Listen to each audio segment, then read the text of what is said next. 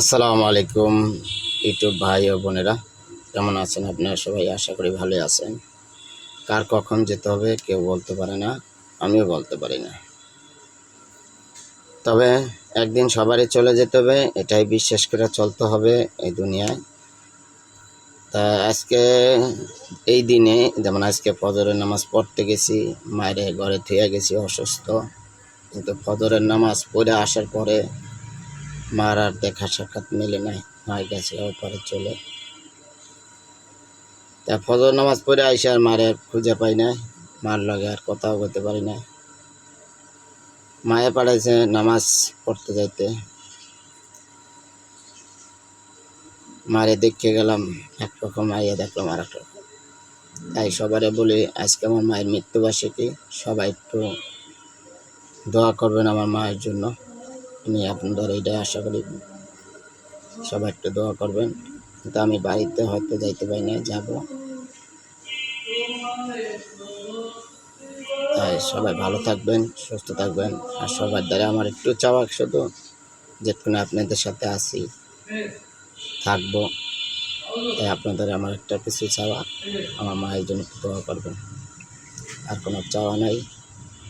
আর সবাই বলি যে আপনারা সবাই 5 ওয়াক্ত নামাজ পড়বেন, যতটুকু পারেন ততটুকু পড়বেন। কারণ আমরা সবাই চাকরিজীবী, কারণ চাকরিজীবীর বাইরে তো আর কেউ নাই।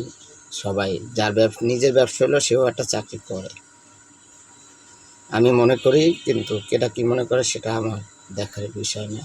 কিন্তু আমি যেটা মনে করি ওইটা, তার ব্যবসা দেখশন করে, সে একটা চাকরি করে।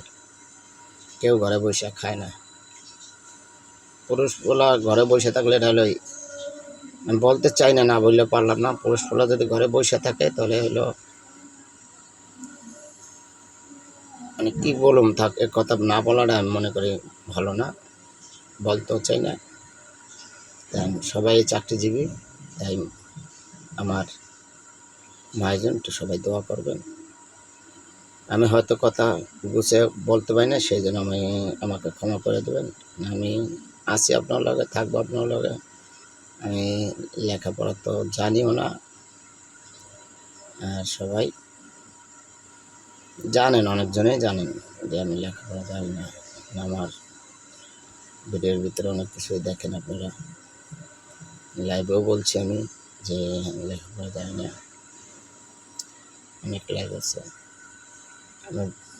আমার যা যা আছে বিস্তারিত আমি সব সোজাভাবে দেখি, বেকা কোনো রাস্তাঘাট দেখি না। ঠিক আছে, ভালো থাকবেন। আসসালামু আলাইকুম।